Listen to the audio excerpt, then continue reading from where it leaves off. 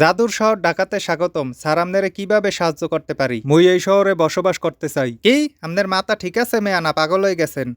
কি? মাথা ঠিক আছে মেয়া। বিশ্বাস করি না, মেডিকেল সার্টিফিকেট দেখান। ধর মেয়া, মস্করা করেন না তো।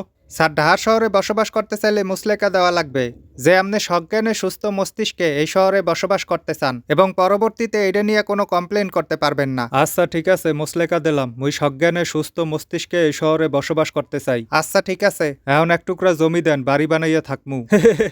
হাসেন কা? ও, আপনি সিরিয়াস?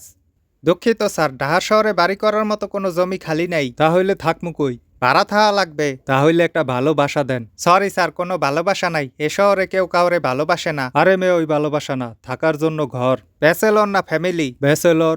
সরি স্যার, ব্যাচেলরদের এই শহরে কোনো জায়গা নাই। আর ফ্যামিলি? এই মুহূর্তে কমলাপুর বস্তিতে একটা রুম খালি আছে।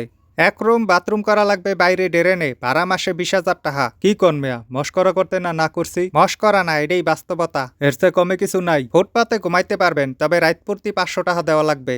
আর কি চান? চাকরি? চাকরি নাই। ব্যবসা? লাভ নাই। তাহলে কি আছে? গুলিস্তানে পকেট মারের একটা পজিশন খালি আছে, তবে সেই পজিশন নিতে হইলে 40,000 টাকা ঘুষ দেওয়া লাগবে। আর কি চান? ঢাকার পরিবেশ কেমন? প্রত্যেকদিন আন্দোলন, যানজট, গ্যাস নাই, পানি নাই, বিদ্যুৎ নাই। জীবনযাপনে টান টান উত্তেজনা, যে কোনো মুহূর্তে হার্ট অ্যাটাক করে মরে যাবেন। ও, মরলে আবার কবর দেওয়ার কিন্তু কোনো জায়গা নাই।